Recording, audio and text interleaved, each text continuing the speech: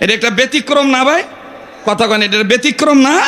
সামনে আরো কথা আছে, মিস কল দিলেই বুঝা নিবেন যে এইটা কত নম্বর, কোন সিম হইতে পারে, কোন কোম্পানির সিম হইতে পারে। কথা কয় না? আমি আইতাছি, খালি একটু আমার আগাইতে দেন। আমার বন্ধুগণ, আমি জানতাম না যে এত রাইট করে আমি মাইক পামো। যাই হোক, ডিসিপ্লিনটে মাশাল্লাহ তারা তাদের তরতিব অনুযায়ী আমার উঠাই দিছে। আমি আসি, 5 জন থাকলেও আমি আমার আলোচ্য বিষয়বস্তুটা ফিনিশিং দিব। আপনারা আছেন তো? আছেন তো?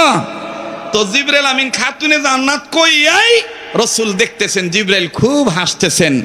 নবী আমার বললেন, ভাই জিবরাইল, আপনি এত হাসতেছেন কেন বলেন তো দেখি? জিবরাইল কয়, ইয়া রাসূলুল্লাহ, হাসার পিছনে কারণ হইল আপনার মেয়ের নাম আল্লামা, আপনার মেয়ের নাম আমার আল্লাহ খাতুনে জান্নাত রেখেছেন, কিন্তু আমার আল্লাহ পাক জানিয়ে দিয়েছেন এই খাতুনে জান্নাতের আগে আগে একজন সাধারণ মহিলা জান্নাতে যাবে। আওয়াজ দিয়া বলেন না সুবহানাল্লাহ। হযরত হুসাইন ডাক দিয়ে বলতেছেন, মালিক,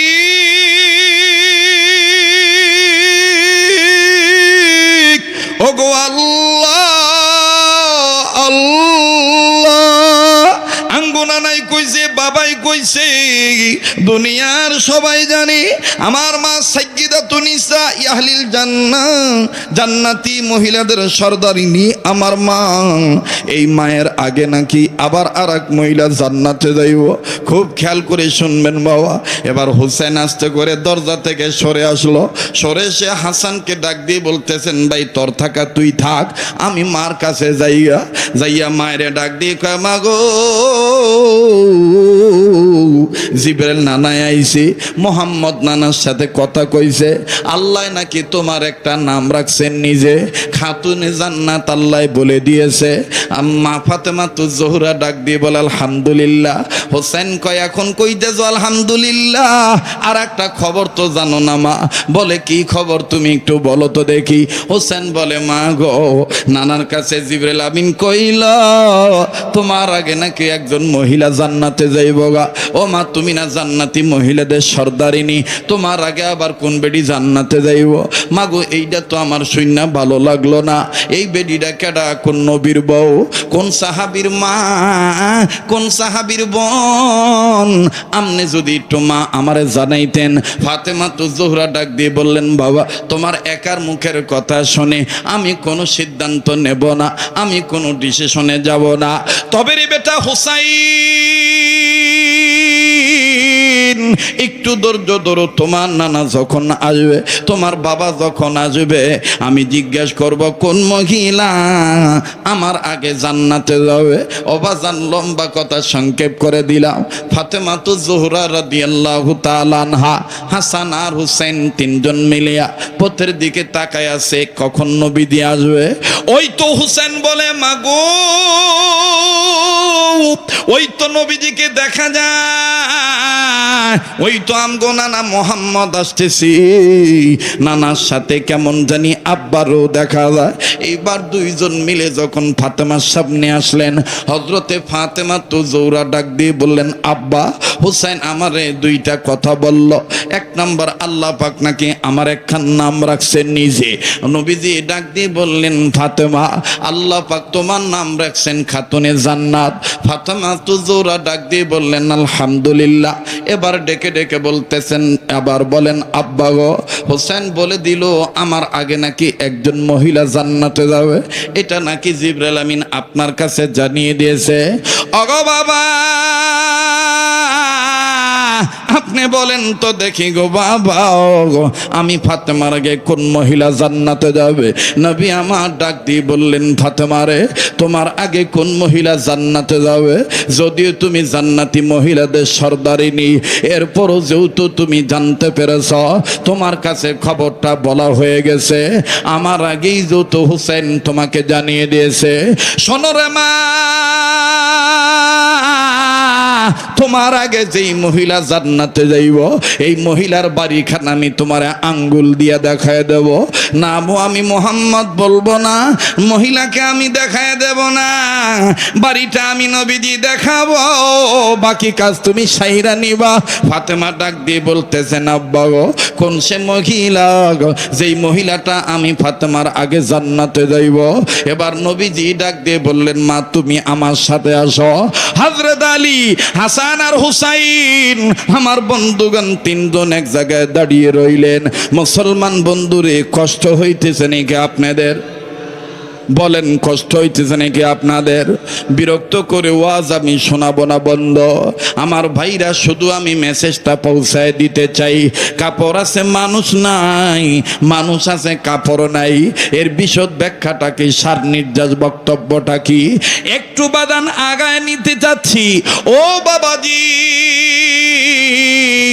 এইবার নবীজি আলী আর হাসান হুসাইনকে এক জায়গায় আমার বন্ধুগণ দণ্ডায়মান অবস্থায় রেখে আল্লাহর নবী ফাতেমাতু জোহরার কাঁধে হাত দিয়ে আমার বন্ধুগণ ফাতেমাতু জোহরা রাদিয়াল্লাহু তাআলা আনহা ওই কিতাবের মধ্যে বাবাজি মাওলানা আব্দুল মাজিদ দরিয়াবাদী রহমাতুল্লাহি আলাইহি, আল্লামা মরহুম কাজী সানাউল্লাহ পানিপতি রহমাতুল্লাহি আলাইহি, মাওলানা আব্দুল মাজিদ দরিয়াবাদী তিনি তার তাফসীরে মাজিদির মধ্যে, মরহুম মাওলানা কাজী সানাউল্লাহ পানিপতি তিনি তার তাফসীরে মাযহারির মধ্যে আমার ভাইরা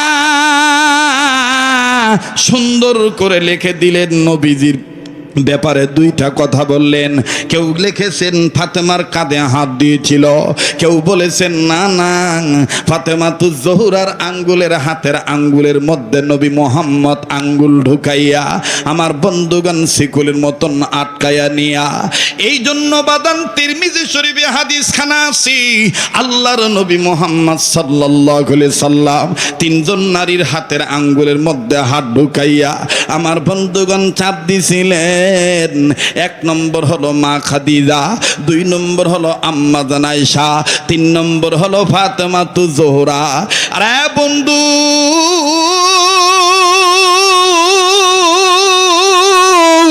আপনাদের সবার জানা আছে রাত্র যত গভীর হবে এই পাগলের কণ্ঠ আল্লাহর দয়ায় তত বাজান ক্লিয়ার হতে থাকবে। এটা নতুন কিছু নয়, এটা আমার আল্লাহর দান। জোরে বলেন কার দান? কাজী বাজান কণ্ঠ নিয়ে শক্তি নিয়ে ভাববেন না, ওয়াজ আছে বাজান আমি আছি, শুধু চাই আল্লাহর দয়া আর আপনাদের দোয়া। এক এক ফুলের এক এক গ্রান্ডে বাবা আমার বন্ধুগণ এক একজনের বুঝানোর কৌশল এক এক রকম। তিনজন নারীর হাতের আঙ্গুলের মধ্যে আঙ্গুল দিয়া আল্লাহর নবী বাজান চাপ দিয়েছিলেন বাবা। এখানে একটা কথা মনে হয়ে গেল, আর রিজালু কাওয়ামুনা আলান নিসা। আমার বন্ধুগণ আমার ভাইরা মরহুম মাওলানা আমিনুল ইসলাম রহমাতুল্লাহি আলাইহি তিনি তার তাফসীরে নূরুল কোরআনের মধ্যে লিখেছেন আমার বন্ধুগণ হুন্না লিবাসুল লাকুম ওয়া আনতুম লিবাসুল লাহুন্না। এই শব্দের ব্যাখ্যায় তিনি লিখেছেন আল্লাহর দুনিয়াতে মুসলমান কোন স্বামী তার স্ত্রীর আঙ্গুলের মধ্যে আঙ্গুল দিয়া যে কোনো হাতের মধ্যে আঙ্গুল ঢুকাইয়া যদি আদ্রভাবে চাপ দেয়, মোহাম্মদ আয়েশার আঙ্গুল ধরে আল্লাহ পাককে যেইভাবে খুশি করেছিলেন, মোহাম্মদের কোনো উম্মতে মোহাম্মদী স্বামী হইয়া বিবির আঙ্গুলের মধ্যে আঙ্গুল ঢুকায় যদি আদর মাখা চাপ দেয়, ওই উম্মতের আমল নামায় আল্লাহ অসংখ্য নেকি দান করে দেয়। একটু জোরে কোন প্রেমের ওয়াজ কথা কয় না, ঠিক না? মহিলারা ওয়াজ শুনতেছে না, বাড়ি ঘরে আসে না, বেডিরা যায় দেনকে কইতাছে এই রে বাবা রে বাবা এই হুজুরটা কইতো নিল রে, আঙ্গো জামাই যদি আঙ্গুল চাপ দেয় তো বলে সোয়া বইব। মাগো খালি বাপে আঙ্গুলে চাপ দিলে সব হইতো না, তোমরা মায়েরাও যদি স্বামীর আঙ্গুল ধরে চাপ দাও মহাব্বতে, তাইলে তোমাদের আমল নামায় আল্লাহ সওয়াব দিয়ে দিব।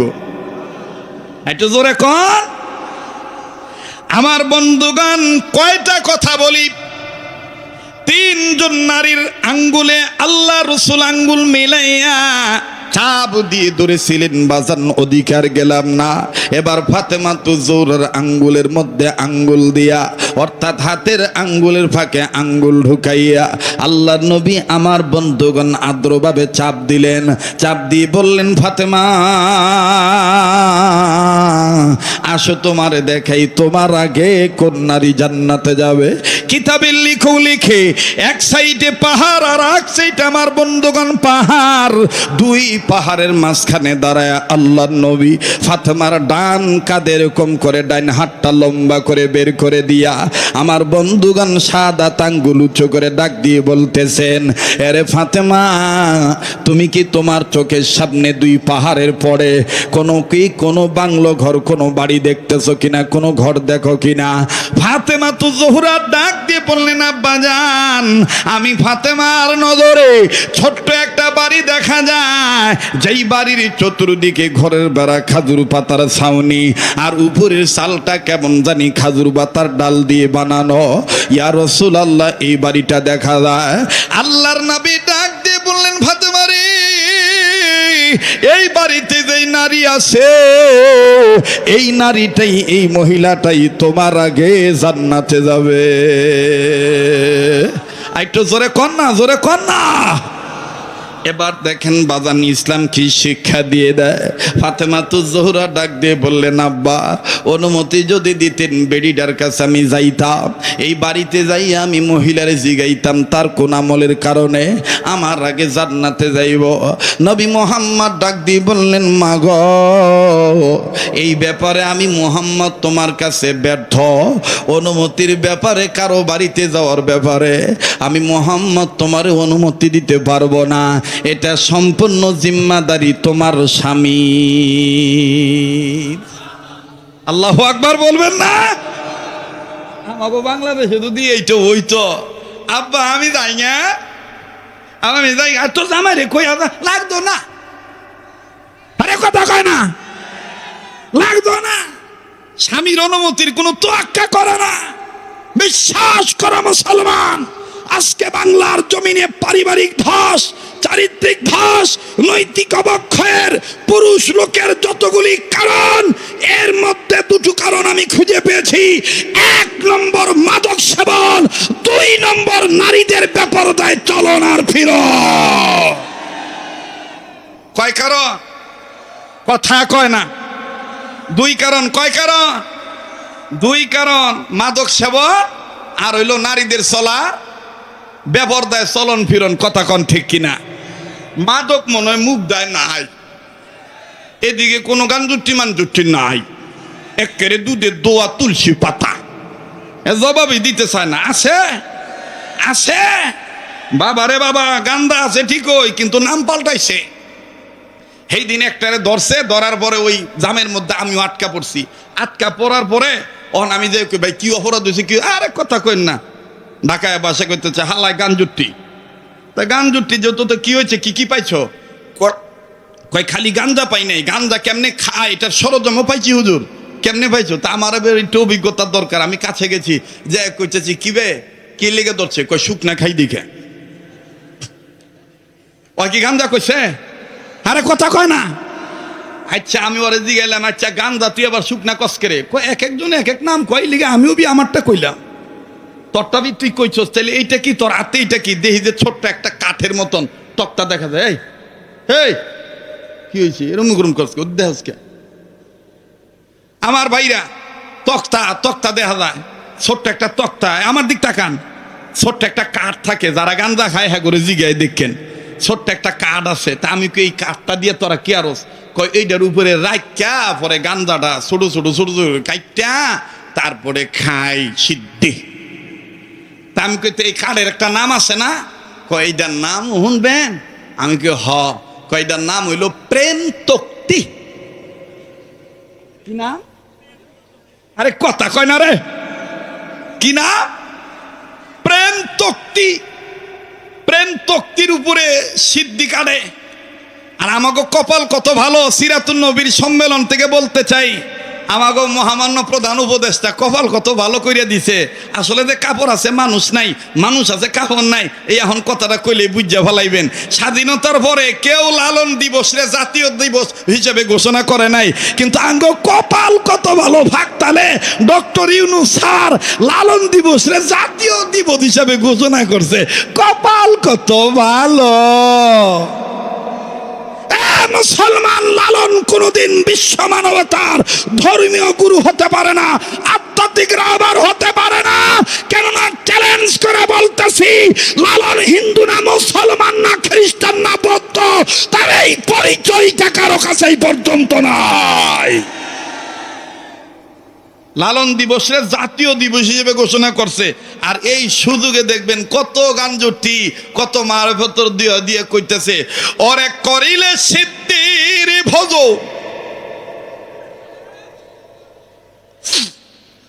ওরে করিলে সিদ্ধির ভোজন, কেটে যাবে মানব তোর শান্তির কারণ। তাই তো বলেছে গুরুজি লালন, খাইলে সিদ্ধি বাড়িবে বুদ্ধি। আমি আগে কইছিলাম না যে আমার ওয়াজের লগে কারোটা মিলতো না, কথা কয় না। এই মাদকের বিরুদ্ধে কথা কর দরকার আছে না নাই? জোরকন আছে না নাই? তেল তেলা ওয়াজ, তেল মালিশ করা ওয়াজ। আবার আমাগর অনেকে কয় আমরা বলে দালাল আছিলাম। দুলা ভাই কেডা দালালগিরি করছে, কোথায় কোথায় করছে, লিস্ট কিন্তু আমার কাছে আছে। শালারে খেপায়েন না দুলা ভাই, বউ কিন্তু থাকবো না। কথা কয় না, কথা কয় না, খালি ঘুরা ফিরা খালি কয় যে অমুক পীর সরকারে দালাল আসিল। দালাল কেডা, আলাল কেডা, দুলাল কেডা, বেলাল কেডা, এটা জাতি কিন্তু ভালো করে চিনে, ভালো করে জানে। কিন্তু দালাল কোন, আলাল কোন, আর দুলাল কোন, আর বেলাল কোন, আমাদের সিদ্ধান্ত একটাই, ভুল 53 বছর 54 বছরে যারা করছে করছে আমার বাপ দাদারা, আমরা আর ভুল করতে রাজি নাই। আগামী সংসদে পার্লামেন্টের সদস্য কোন দুর্নীতিবাজকে বানাবো না, কোন চাটুকারকে বানাবো না। কোরআন সুন্নাহ মানবে যারা, তারাই হবে রাষ্ট্রের উন্নত সদস্য।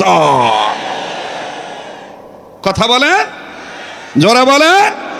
এই জন্য আইনুদ্দিন আলাদাদ রহমতুল্লাহ আলাইহির ওই কথাটা, এবারে ভোট দেবো ভাই সেই মানুষের যে মানুষ পক্ষে থাকে আল কোরআনে।